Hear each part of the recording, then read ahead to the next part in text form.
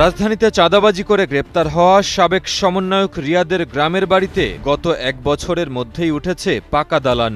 নির্মাণাধীন এই পাকা বাড়িটি সাবেক সমন্বয়ক আব্দুল রাজ্জাক বিন সুলাইমান রিয়াদের। গত সপ্তাহে দেওয়া হয়েছে ছাদ ঢালাই। আর্থিক অনটনের মধ্যে বেড়ে ওঠা একজন ছাত্রের বাড়িতে হঠাৎ পাকা ভবন নির্মাণ নিয়ে এলাকায় নানা আলোচনা চলছে। এ আলোচনায় নতুন মাত্রা পেয়েছে গ্রেপ্তারের পর সংগঠনের পদ থেকে তাকে বহিষ্কার করা হয়েছে। চাঁদাবাজির ঘটনা প্রকাশ পেলে এলাকাতেও আলোচনা শুরু হয়। যেই ছাত্র জনতার নেতৃত্বে দেশ স্বৈরাচার মুক্ত হয়ে নতুন সম্ভাবনা দেখায়, তাদেরই একজন রিয়াদের এমন কাণ্ড মানুষকে আহত করেছে।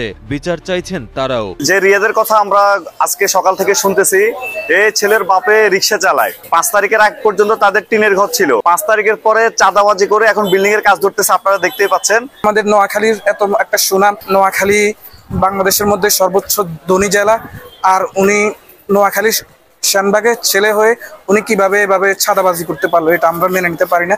ওনাকে প্রশাসনের আওতায় আনা হোক। সাধারণ পরিবার থেকে উঠে আসা সমন্বয়ক পরিচয়ে চাঁদাবাজি করে অঢেল সম্পত্তির মালিক বনে যাওয়া এমন আরও রিয়াদ সমাজের আড়ালে লুকিয়ে আছে কিনা প্রশাসনকে তা খুঁজে বের করে তাদের দৃষ্টান্তমূলক শাস্তির দাবি জানান সাধারণ মানুষ।